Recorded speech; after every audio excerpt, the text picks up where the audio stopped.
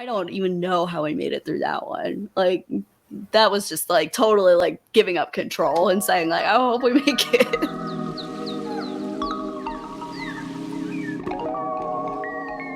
Welcome to another episode of Everyday Badassery. I'm your host, Christine Lozada, and today we are filming in the beautiful Bahamas, and I am chatting with somebody I'm so excited for you to meet. Her name is Alex, and she happens to be traveling somewhere we'll hear a little bit about in Montana. Let's introduce her. I'm Alex. I'm an outdoors blogger, and I mostly write about national parks, make content on national parks, but anything outdoors, hiking is a big thing too. I'm really excited for this one. This podcast is meant to inspire you to be just 1% more badass today than you were yesterday. And in today's hiking stories, we'll hear everything from the 350-pound grizzly bear 20 feet away as 3 adults are standing behind Alex as she's holding the bear spray, to connecting with loved ones, including ones that may not like to hike. But this first story is going to start with bribing her way off the mountain in Nepal after she has hiked Everest. Oh my God, I cannot wait to dive into this. We have to start right there. You understand that you've set yourself up for that. Oh yeah. All right, I'm ready. Where were you? When was it? And why were you there? All right. So my husband and I had just finished the Everest Base Camp track, which in and of itself was amazing. It was a physical, emotional, mental experience just in general. So we were up there. We had just gotten done. We had just gotten engaged because we got engaged up at base camp, which is really cool. So time out. We got to talk about this. How long is this hike? It's 2 weeks. It's 2 weeks. And you gain, it's a few hundred miles and a lot of elevation gain. So, and you're up in the highest mountains in the world. So, the oxygen levels are, we had a beer to celebrate up at base camp and felt hungover for like 3 days after because the elevation is just insane. So wait, what was the worst part of that hike? Oh, the worst part, I think, the anticipation of knowing that this big emotional thing was going to happen. So there was the physical aspect of it for sure, where it was like, okay, you're getting up every day at 5:30, 6 a.m. and then you're hiking all day. And you're hiking up. You're not just hiking flat. So there's the physical aspect of it, and knowing you're doing that for 2 weeks was a lot. But then there was the emotional. We knew we were going to get engaged at base camp. So like that emotional of like, oh my gosh, this is happening. This is so exciting. And like, part of you wants to rush it. Part of you is like, this is an amazing experience. I want to take my time. So just like that in conjunction with the physical was the, not maybe the hardest part, but definitely the most, draining, I think, too. By the end of it, I was like pretty done. I was like, wow, we did it. Okay, we're done. We're engaged. Yay. Hold on. What does that mean? Does that mean you knew he was going to propose on Everest? I did. Yeah, I did. We had, again, he can't keep secrets. I was wondering about that. I'm like, what do you mean you got engaged? Like you got your engagement party? And I'm like, no, I think he got down on one knee on Everest. Oh yeah. And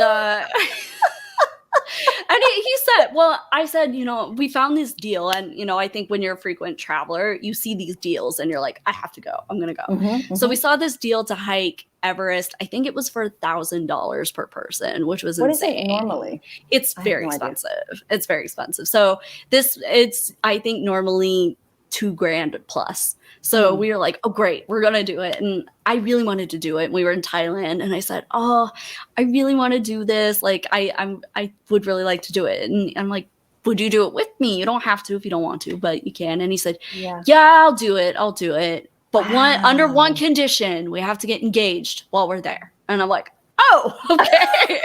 Drop 2 bombs on me. Okay. All right. Good bombs to be dropped. Yeah, like, all right, you're going to go hike 2 weeks with me up, like, probably one of the most difficult hikes in the world. And then we're going to get engaged. So it was really, like, a sweet thing. But of course, that led into this adventure. So it was, we had just gotten done, and the way the airport is only a certain amount of flights can get out depending on the weather. So the flights had already gone out for the day. We had waited for almost 4 hours deciding, okay, whether or not we were going to get out. And they said, no problem. It's extra. But if you would like, you can take a helicopter ride down instead to a different airport, and then you can fly out of there. And we said, sure, why not? We'd never taken a helicopter ride before. Let's do it. So took the helicopter ride, gorgeous, beautiful views. Oh my gosh. And I had my video camera. I was so excited. I was so excited. I wasn't even really like doing content creation yet. I was just kind of like playing with it. But I'd go back just to do that. Helicopter ride. It was so cool. So we landed at the other airport down at a lower elevation, and we were like, okay, we'll wait for our flight. We waited for like another 3-4 hours, and they said it's not coming. It's not coming. And we were. What do you mean it's not coming? Yeah, just kind of like, that's kind of why we took the helicopter ride, but okay. And they said, yeah, the president of Nepal just flew in. All the airspace is down. Oh, wow. So we were in this tiny town called Boomjatar, where they only had one hotel, and it was booked. So they said, well, you can either stay overnight at the airport, or you can take a Jeep down to Kathmandu, which was another 7-hour drive.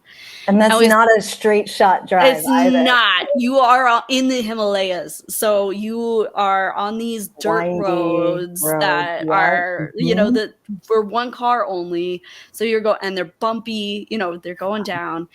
And if you look over, you're right on the edge. If you fall off, you're toast. So we said, okay, why not? We'll take the Jeep. We're here anyway. So we get in the Jeep, and we end up stopping. We're no daylight left. It's pitch black. So we end up stopping at this tiny town, and we said, let's grab some road beers. Why not?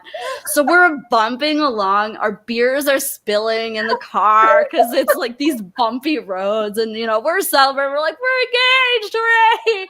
And so we're having have a good time. And then immediately we get probably maybe like 50 miles in, and we get stopped at this checkpoint. And we didn't know tourists are not supposed to be on these roads. Like it's actually kind of illegal for you to be out on these roads because you have a curfew. You have a curfew because they don't want anything bad to happen to tourists at a certain period. So in Kathmandu, you're fine. You can be out all night, but when you're out in these rural areas, you're supposed to be in by a certain time. So we get to this checkpoint, and these guys have AK-47 guns, and they're tapping on the window with them. And here we are with our road beers, like, whee, this is great. And they tap on the window with the AK-47. We kind of roll down the window, and it's going slowly. And they're like, we can't speak Nepalese, so we're translating it through our guide. And he's saying, yeah, we're not supposed to be here. They don't know what to do with us. And so we ended up bribing them. Did you know this prior to? No. Did something bad happen to tourists in the rural towns that was the I would be case? surprised. Like Nepal is a wonderful country. I can't say enough good things about it, but it isn't necessarily the safest. And most tourists, they just go do Everest, maybe do the base camp, or just hang in Kathmandu, do Annapurna, and that's it. They don't really go to anywhere else. They might, that's pretty much it. So they were kind of like surprised to see us out and about, and just be like, oh, okay, these guys look like they're having a really good time for right in. being out in the middle of nowhere. So we ended up bribing them. How'd that go? Like, how long did that take to finish bribing them? Like, because normally in my experience, bribing security or police, it took sometimes it can take a long time. How long did it take you? Took a while. What did that look like? It was interesting because we did at least have someone who spoke Nepalese with us. Mm-hmm, So they mm-hmm. were able to kind of say, okay, here's how much they want. And then they had someone. So if we were, they said, oh, they're demanding this, we shouldn't give them that. We should give them less than that. So that helped a lot. Otherwise, I think I would have just been like, take all the cash. Oh, like, wow. I don't care. I just want to get home. How much did you end up having to give them? Oh, I think it was like $5. It wasn't much. Wow. I know, but for them, that was a lot. Right? There are so many times in which I've been caught in situations where I'm like, oh my gosh. And this is part of the reason why when I travel, I don't keep all my money in one place. Like there are varying amounts in each pocket, and I know, or pocket in quotes, on my person. We know what that means.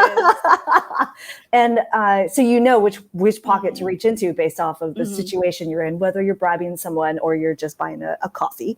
And there are times where it's like, is this going to cost me hundreds or thousands of dollars, or is this going to cost me, in your case, $5? Which again, I was so glad that I didn't end up saying, here, take all the cash, because this happened 5 or 6 times on the way back down. Wow. So much that I eventually fell asleep because I was exhausted. So I fell asleep on Daniel, and we're bouncing up and down these roads down the Himalayas, and I'm fast asleep, and we're stopping at these checkpoints, and he's just, here, take the $5 at that point. So we eventually made it back to Kathmandu, and it was totally fine. But it was definitely an emotional also experience after doing something very emotional. And then, having that physical experience too. So it was one of those where afterward, being an introvert, went back, crashed for like a week straight in the hotel, and did barely left, went out and got food and came back kind of situation. Because I'm glad you made it safely, and I can't imagine what it must have been like thanking your guide for getting you down safely. Oh my gosh, we still keep in touch. Yeah, he had a kid recently, and we're like, oh, Deepak, how are you? So he's awesome. We still, we're like, thank you for saving our lives multiple times. That is a wild story. Okay, I would love to fast forward and hear a different kind of hiking story elsewhere in the world. Actually, this is interesting. If I wasn't here in the Bahamas, and if you're watching this podcast on YouTube, you'll see some of the scenes that I'm currently looking at right now while I'm filming with Alex. If I wasn't here, I would actually be with you where you're at, which is where? I'm in Montana, in my hometown, and the story that we're going to talk about next was kind of in my backyard, which, again, if you had told me anything exciting would ever happen in Montana, I wouldn't have believed you. So it was a small town growing up. It's not so small anymore. People have kind of discovered it. But we were hiking last year up in Glacier National Park, which is my home. I grew up there. My parents took me hiking there. It really is a very, very special place to me. I got married there. Wow. So we were hiking up there last year, and we went over to the east side of the park. And we took on the Grinnell Glacier hike, which is kind of the iconic glacier hike. If you're gonna, you need to do it at least once in your life, especially if you live around here, grew up around here. So we were hiking. I insisted to be the first one on the trail because it gets super crowded. It's been discovered now. People love it. So we got up. We got there at 5:30 in the morning, and there was one other couple with us. And I was like, that's totally fine, just as long as there aren't huge crowds. Yeah. And we were hiking along, and they were really quiet. They were quiet hikers, and Daniel and I just aren't that. We are loud, like we talk, like, he's from New York, so he's got this big booming voice, in which so we're not really worried about bears all that much. But this couple ahead of us, they were really quiet. And so we said, we'll let them go ahead just in case there's a bear, not really thinking there would be.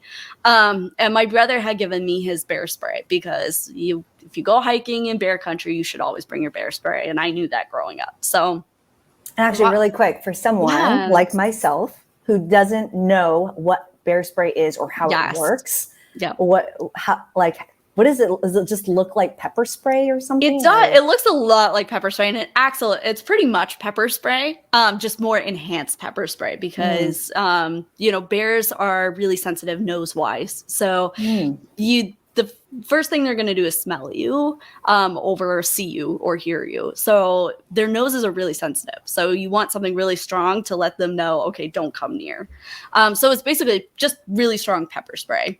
And they make special bear containers for them, and pepper spray just probably isn't strong enough, but it's basically the same thing. So anywhere like on your little holster with you on your bag, and it's I've never had to use it before, so I was just like, it's kind of like a fun accessory, but fun accessory. I look like I know what I'm doing. So we're hiking, and all of a sudden that couple comes back and they whisper and they go, shh, shh, shh, there's a bear, which is the exact opposite of what you should be doing. Is like, hi bear, hello bear, like go away bear. And so they come back and they had each pulled out a pistol from their side. Oh, yeah. Okay. Which you can. Is that normal? No, I mean, you can bring guns to parks. No one's going to say don't do it. But a pistol's not going to do much against a grizzly bear. I'm going to be honest. It's just going to make it mad. So that's why they recommend bring bear spray. Don't bring a pistol. Also, grizzly bears, they're threatened. They're not endangered anymore, but they are threatened. So if you do kill one, you have the potential of having a huge fine or even some jail time, unless you can prove it was in self-defense. So anyway, so they come back and they say, do you have bear spray? Do you have bear spray? And they have these pistols pulled out. And I'm like, yeah, I do. So they all get behind me. This guy has his pistol right by my ear. And I'm like, oh, God, I really hope he does not pull that thing because I'm going to go deaf in that ear if he does. Yeah. Yeah. So this bear comes around the corner, and it's a big male grizzly. It's about 750 pounds, I think. So how tall is that? Standing up would be about 6 foot, probably. It's huge. What were you saying to yourself in that moment? At that moment, I hope the bear spray works. I'm like, I hope I do this right. So that was really my main thought, was like, I hope I don't kill us all. Or I hope he doesn't shoot and then we all end up dead. So that was my thought. And just, here I'm pretty petite. I'm like 5'2". So, but here's all these people behind me, and I'm like, I'm the smallest one in front of like this giant bear with like this bear spray that I'm like, I hope works. I hope it didn't expire or something, and we're okay. So, and the bear was kind of doing like a little bit of predatory behavior, which means, he was looking at you, kind of stalking you a little bit because he sees you as prey, because they're backtracking, they're being quiet, they're acting like prey. So I did manage to get it out and spray it. It was about, I want to say like 15 to 20 feet away at that point. That's close. It was close. How much time has passed since them coming back and like whispering that there's a bear? Not long. Probably maybe 2 or 3 minutes at most. So 2 to 3 of the longest minutes of your life. These are the longest minutes of my life. Like, wow. Yeah, it was, and my poor husband, like the woman who had the pistol, she was freaked out. Like she was flipping out, and and rightfully so. And he's trying to calm her down and say, do not shoot, do not shoot, do not shoot. And so poor Daniel's like running, like he's being someone's therapist back there. I'm like, I hope this works. So, but we did. We sprayed. He went right off the trail. Didn't bother us after. How quickly? Like, is it an immediate, like you spray it and it starts going away? It depends on the bear. It depends if they're used to humans or not. But he was very much like, I don't want any part of it. Like, he was like, okay, gotcha. I'm not coming anywhere near. Went right off the trail. Okay, wait, hold on. Let's pretend the bear spray didn't work. Yeah. What do you think would have happened? Like, what would you have done second? Oh, okay. So second, it just totally grand to say like they don't shoot the bear and make it angry, because if they shot the bear and make it angry, we'd probably be dead because it would charge us and we would, get attacked. And you were in the front. Go on. Yeah. So I would probably play dead at that point. If the bear spray didn't work and they were coming at me, I would get down on the ground and cover my neck. And just play dead, because then it would know I was not a threat and I was not trying to, really, or run away. Don't ever run away if you see a bear. That immediately triggers their instinct of saying, I'm going to go after this. This is prey. And they run 35 miles an hour. So you're toast. You're toast. So one of the things I'm fascinated in hearing your story is I never thought in the places that I hike, they tend to not be, I don't really hike off the beaten path until I started hiking off the beaten path. And the time in which I found a wildcat on the trail. Oh gosh, yeah. And it was a baby. It was cute, so curious, and came over, and of course, like I just stood completely frozen still. I wasn't sure what I was supposed to do. Yeah. And it was very curious, and it was fine until the mother came. And I didn't know what I was supposed to do. And so I put my backpack over my head and then slowly walked backwards, maintaining eye contact. But I didn't know what to do. And so in the case of bears, do you have any resources around what people can learn about for hiking with bears? Yeah, absolutely. I have a lot of stuff on my Instagram. I also have a tour that runs into September teaching bear safety. So if anyone's in Glacier and wants to go on like a nice little hike in a state park, you get to spray like a fake bear spray, so you learn how to do it. Just kind of like that ease of mind kind of thing, to be able to say, if I do run in this situation, I can. Also, I really recommend, even just like our national parks have great resources on bear stuff, because they do have a big bear problem, but you're really not going to run into the grizzly problem so much unless you're in Montana or Alaska, maybe a little bit in Wyoming with Yellowstone. But and I will link all of that in the show notes of this podcast, so be sure to find that. Thank you. And then, what was fascinating to me? So Alex and I also did another podcast episode about creating and traveling as introverts, or in my case, an omnivert. And one thing that you had said was how growing up in Montana, like you didn't have a whole lot of love for it, but now you do. What changed? I think traveling actually changed it for me. Going around the world and realizing how special this place was.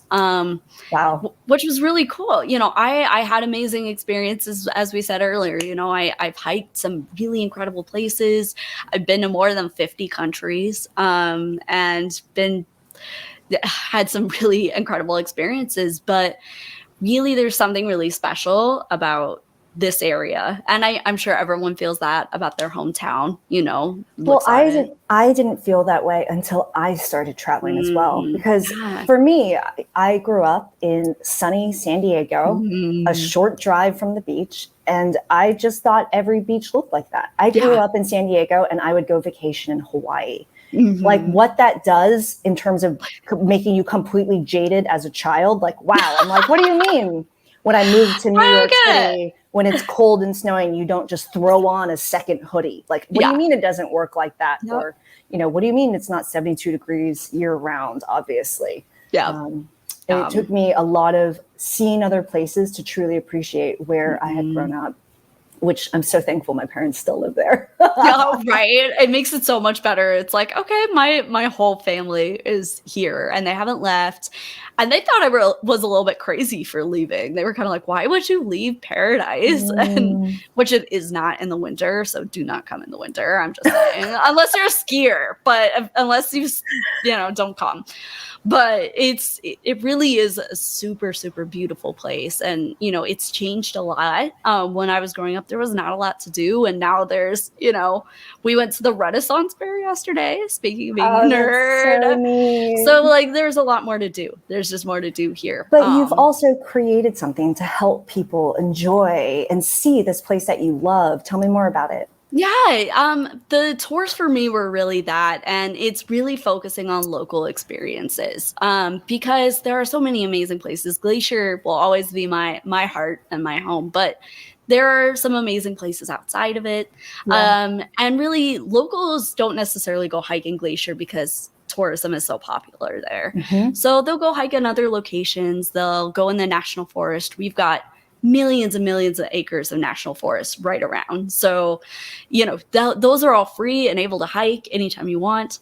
So, really taking people there, showing them that, you don't necessarily have to go to the super touristy spots to enjoy it. Yeah. And also teaching people about how to keep these places accessible and beautiful for future generations, because it has changed a lot since I was younger. And you could just go up in the middle of the afternoon in the summer and have a picnic lunch, and no one, you wouldn't see anyone around you. Now millions of people come every year. Wow. So it And really that's is a big had a difference. huge impact on the place. It I love has. that. So if you're curious about that local's perspective, make sure you check the show notes for more info about her tours, because I'll be linking that in there.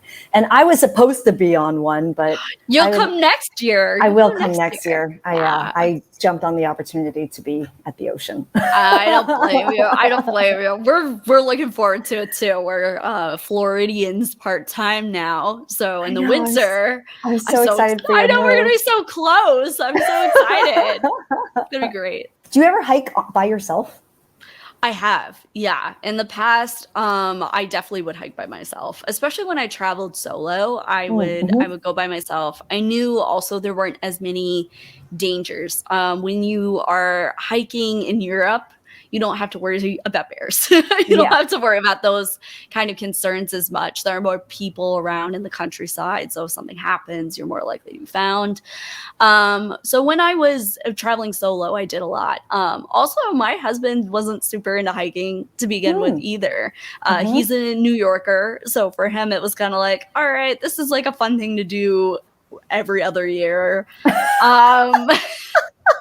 I leave Meatball at home when I go hiking. He has zero interest. I was surprised. Like, I actually wrote a whole article about it, and it was published in Folders about our relationship and hiking, because I drug him on this trip in Guatemala, and it was so hard, and I felt so bad. It was his first major hike, and what kind of hike was it? It was a volcano hike, so it was up all the way. It was just no break in elevation, and it was Tikal? No, it's right by there. Yeah, it's Catanango, so it's in Antigua, so it's really close.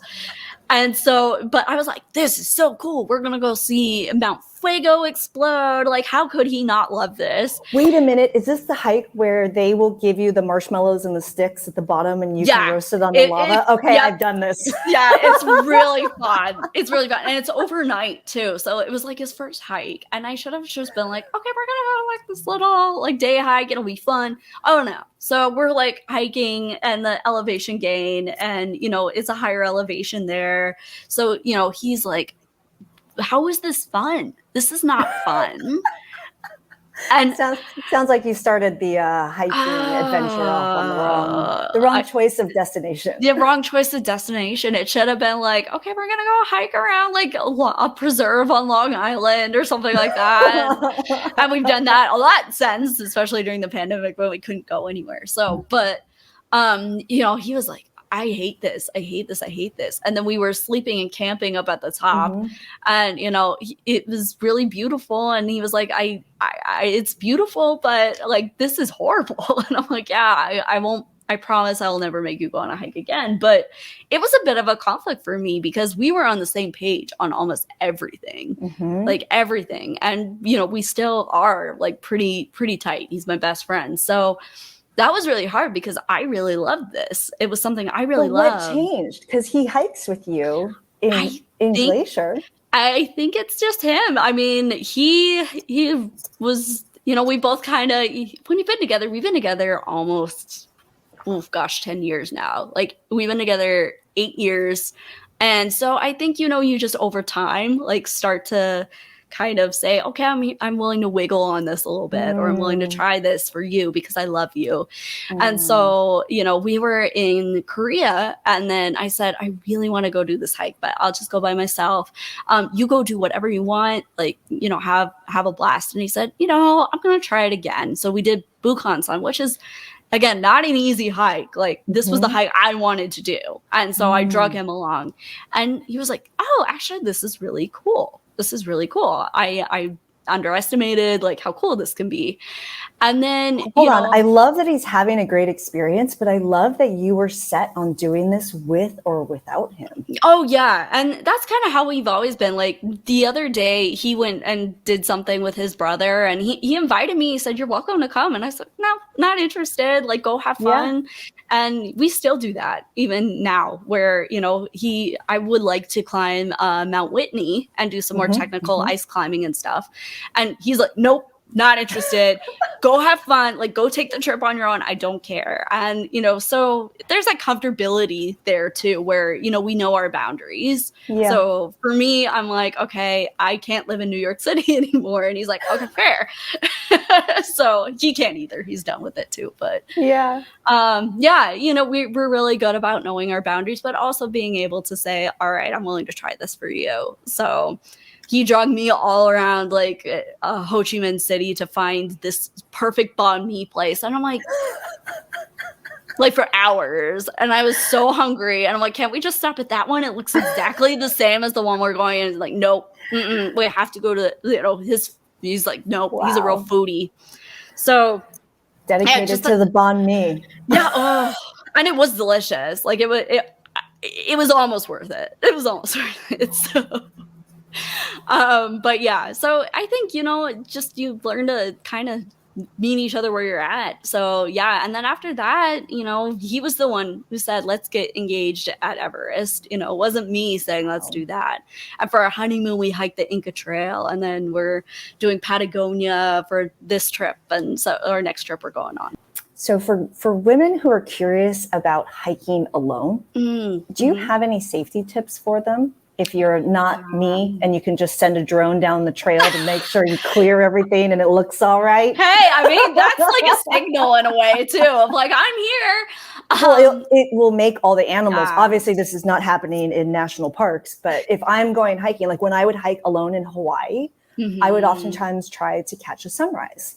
Or I would go, you know, likely before others are on the trail. And so I would just send my drone really quick to look, but also to shoo away anything that might be there, because no animal likes the sound of a drone. Yeah, I wouldn't think. It makes it's a great idea. Well, I will add that to my tips and say, go see Christine, because she's the drone queen of the world. No, it's a great idea. I think the biggest thing is letting people know that you're hiking. You know, a big part of it too, it happens several times a year in multiple national parks. Someone goes hiking, male or female, alone, and they end up dead, just because they haven't told anyone, hey, I'm out, I'm going on this trail. So that is the first thing you should do, is just say, hey, to friends, family, even if they're not around in the area, just letting them know, okay, I'm going to be hiking. You know, expect me by this time. If you don't hear from me by this time, this is when you need to get worried. Yeah. And I love using Find Friends, both for hiking and even for travel. That's a great way to do it. And, you know, obviously sometimes you're on the trail and sometimes that doesn't work because you won't have service where you're at or whatever it might be. And so giving people that expectation of like, you know, I should be back around this time and I'm going to this trail or whatever. I love that tip. Yeah, absolutely. And I think even like some Facebook groups do that too, where, you know, you just say, hey, and then you have a giant community of people being like, to check in. Like, yeah, exactly. And check in and be like, oh, are you okay? That's a good one. Knowing the 10 essentials of hiking gear and what to bring is really important. The 10 essentials. Water, sunscreen, what else? Water, sunscreen, very good. Snacks, you got it. Shoes. Yeah, good footwear actually is one. Christine, you got 4. That was really good. Drone. Like, we'll add drone. That's 11 now. 11. Yep, and shelter is one if you're caught out. signaling device, so you can signal, compass, map, so you know where you're going, rain gear, and I think that would be it. So yeah. Oh wow. but knowing those essentials, it can really help you. So you're packed. Oh, and first aid kit and multi-tool. So you're ready to go when you know what to do. And you're out about like, okay, I've got to create a fire tonight. And you have the proper tools in order to do that. So yeah. Those are the biggest ones. Really just, again, alerting people, letting them know you're going, and then making sure you're packing properly, being prepared. Knowing the trail before you go can be really helpful too, so you don't end up saying, wow, this is way more difficult than I was planning on. So you don't bring enough water and you don't realize, oh my gosh, I needed a water filter on top of this, I've definitely run out of water on a hike. Oh, so easy. It's so easy to, I have too. And then I've come back and been like, that was the biggest mistake ever. I think you can see why I love Alex. And don't forget to check the show notes. There are so many of the resources that she has created around hiking and the outdoors in there for you. But we're going to jump to some of our kind of fun and crazier hiking stories in this next part. Okay, alone or with someone, what is the craziest hike you've ever done? Everest was definitely the longest and the most mentally challenging. The bear one was the most wildlife intensive hike. Yep. Thank goodness. That's the most intensive one. Oh my gosh. Yeah. I think one of the most memorable for me though was doing the Inca Trail for our honeymoon, because I was so not in like hiking shape either at that point. I was working as an editor of a travel publication, so I was at a desk all day. Yeah. I had just gotten married, and so and my stress, I always lose a ton of weight when I'm stressed out. So I was like not in good shape. I was like, and I had gotten food poisoning, and we were like 2 days in, and it was so funny because like Daniel's always had the harder time on hikes because he's a big guy. It's just harder for him to hike. He's had injuries and stuff. But I was the one sitting on the trail puking and being on our honeymoon. It was super romantic. Wow. And here he is, he's just sitting there watching, and he's like, I'll keep an eye out so if someone comes in the back, you're okay. You don't have to worry about them coming back there. And he's like, are you okay? And I'm like, no, I'm not. And it lasted like 2 days of the hike, it's a 4-day hike. So half the hike, not feeling great. You're also at altitude doing that, and altitude too, you throw in that, and it's a lot. So and I think we were just like but we were laughing about it the entire time because what else are you gonna do, so and then you're camping, you're not in a hotel or anything. So it was for me, that was really memorable because it really brought us together too, by saying, all right. You also said this happened on your honeymoon. Yeah. Wow, you are spending your a part of your relationship is hiking. That's amazing. It is. It's a big part of it. And, we're planning on doing Kilimanjaro, and, it's part of our, it's a really good way to bond because you have time together and you have time away from screens. You have time away from work. You have time away from family, and it could just be the two of you. And we just chat, we talk, and, enjoy each other's company. And when I was hiking solo, it was enjoying my own company. But really just that's what I love about hiking is it really puts you in that present moment. And you're really just thinking about, wow, this is a beautiful view, or this is a conversation I'm having, or you're not thinking about, oh my gosh, I should be posting right now, or I should be working right now. Just in the moment. I have to tell you about my craziest hike, and also something I think will be really fascinating to you. So I'm laughing because you really want to hike Whitney, and Whitney was the gnarliest hike I've ever done. Oh, yes, I want to hear all about it. There's so many ways you can do Whitney in very smart ways, but the way I did Whitney, and kind of reflecting on where you are right now, you are moving out of New York City and to somewhere else. I had just moved out of New York City and to San Francisco. And so I had boxed everything up. And what was going to happen was I helped to box everything up, and then movers were going to move everything from my New York apartment to my now San Francisco condo. And my husband at the time, now ex-husband, was going to fly across country while our stuff was being moved and then settle us into our new condo while I flew directly to San Diego, picked up my family, and then drove to Ojai to go 4 hours later, hike Mount Whitney. And so I just finished moving. I'm sore from moving. I'm exhausted.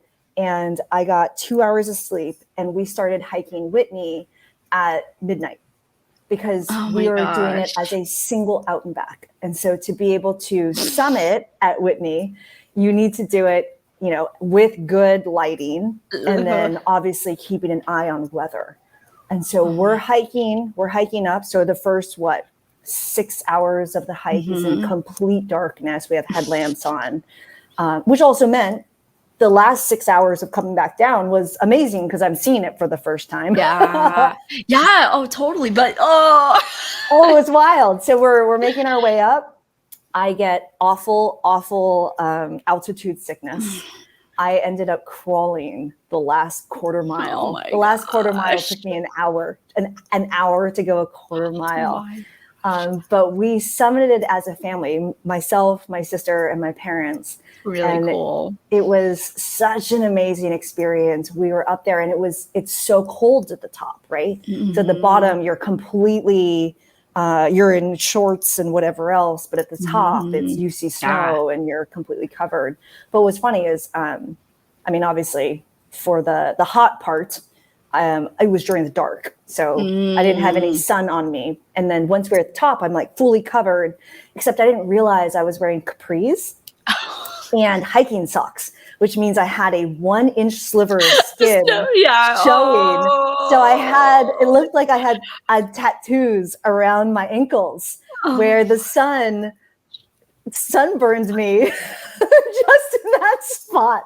It was like the sexiest look in the world. I'm sure, that's what I love about hiking too, is you get all these weird tans, like in weird places, because you think you've covered and you're like, oh wow, this is not attractive. Yeah, what was I thinking? Oh my gosh, I'm so proud of you though. That is that's a tough hike. It's a tough hike. That was the hike I did, and I ended up on the way down completely ran out of battery on every piece of electronics I have, which is normal and fine. I didn't bring anything to recharge anything because it was a single out and back. But it meant I did the entire back half of that hike in complete silence and completely disconnected, bless you, which was kind of the best way to do that hike and just be completely immersed. And one of the things I'm going to do, which I think might be interesting to you, Colin O'Brady is somebody who has broken many, many, many world records. One of them being completing all of the most craziest hikes in the US in a very short period of time, Whitney included. His summit time was, I think 46% of my total time that it took me. Don't you hate those people? You're like, wow, you're so cool. But he wrote a book called The 12-Hour Walk, and it's supposed to mimic being in these strenuous situations, completely disconnected. And he's trying to encourage 10 million people, myself included, and I will be going on a 12-hour walk, completely disconnected. And it's not supposed to be this strenuous race. It's really supposed to be a mind game of being immersed in just walking and being completely disconnected and just with your thoughts. And I'm like, I think I've done enough hikes to feel like I've already done this, but I'm still going to participate. Yeah. And I think different types of hikes too, you're gonna want to be the strenuous ones, and you're gonna want to say, I'm gonna push myself and this is gonna be hard. And then others are more for your mental health. They're more for really having that time to think. Like my mom and I did a portion of the Camino de Santiago together. Oh yeah. And it was really interesting because it's not tough. The first part of it's tough, but the rest of it is really flat, and you have a lot of just walking, like you were saying, of just for someone who is not familiar with this very famous walk, how long is it? What is it? Where is it? It's in Europe. That's one way to put it because there are so many different variations you can do. Mhm. So the most famous one starts in France and then goes all the way to the end of Spain in Galicia. So Wow. my mom and I just did a chunk in Galicia. So we did about, I think it was a week.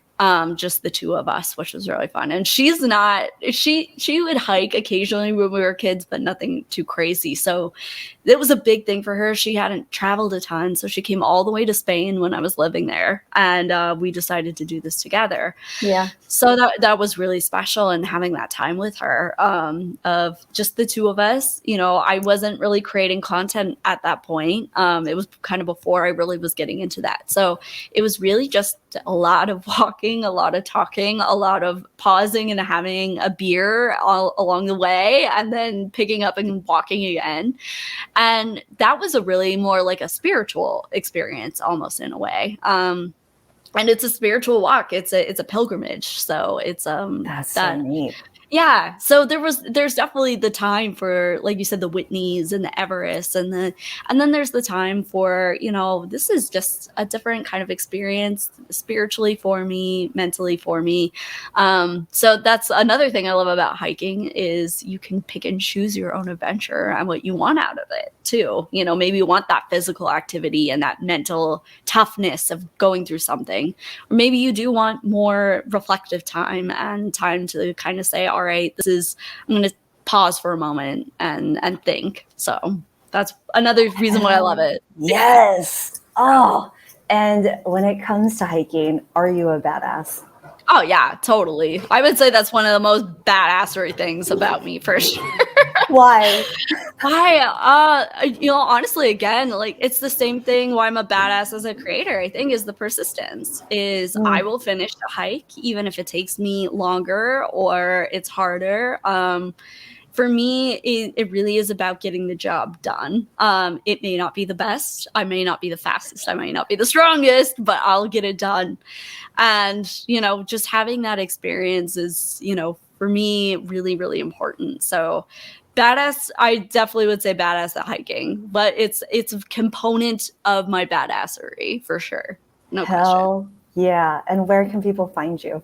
I am Alex on the Map, alexonthemap.com, Alex on the Map on Instagram, Alex on the Map on TikTok, pretty much everywhere. So, and all of her hiking resources and more stories will be in the show notes, so make sure you check those out, and we'll see you in the next adventure.